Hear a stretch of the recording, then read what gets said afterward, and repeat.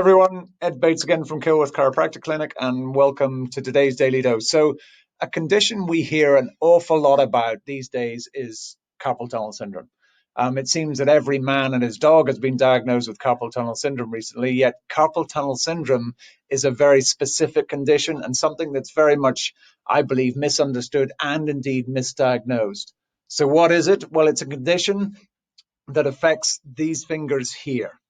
You would never have a problem with your little finger or your pinky finger and call it carpal tunnel syndrome. Nor would you have a problem on the top of your hand and call it carpal tunnel syndrome. Those are completely different nerve into the hand problems, but whilst they can be just as bad.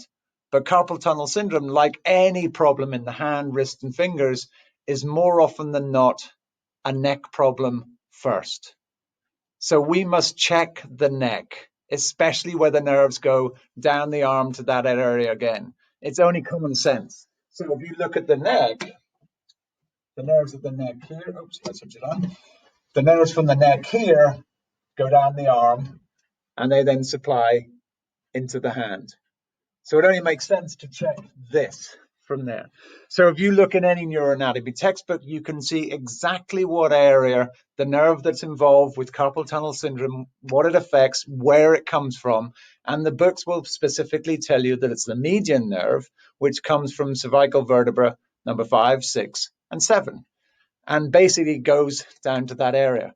So what that tells us is that you must check the neck, the shoulder, the elbow, the wrist, and even the fingers to get the best possible result. Now, as I mentioned, just as bad can be the numbness and tingling and pain that can go into the pinky side of the finger, which can be just as bad. But that would be a different nerve that would require work in a slightly lower area of the neck and a different part of the elbow and the wrist. So once again, we must remember in the human body, we run on electrical power. And so we must make sure that the electrical power from our brains can get everywhere without interference. And as a chiropractor, that is simply all we're trying to do. So if you have carpal tunnel syndrome or any other named symptom, we want to check and make sure that all your spine, all of your vertebrae are lined up properly and moving the way they are designed to move, and that you have full nerve flow, and that any of these other joints, whether it be your shoulder, your elbow, your wrist, or your fingers, if that's where it's involved, if all of those are working properly so that you can have maximum performance, the maximum nerve flow, the maximum muscle, ligament, and tendon integrity so that you can function and perform at your optimum. So whether it's carpal tunnel syndrome or any other named condition, it is my recommendation that you check the spine very carefully first and then move out from there to get the best results. And if chiropractic can't get it completely resolved, then at that stage, we have other medical professionals and specialists and options that we can turn to.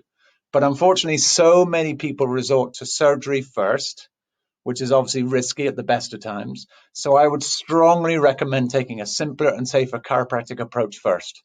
And on that note, thank you so much for watching. And again, if you have any questions, please don't hesitate to contact us. And in the meantime, stay safe, stay healthy, and stay happy.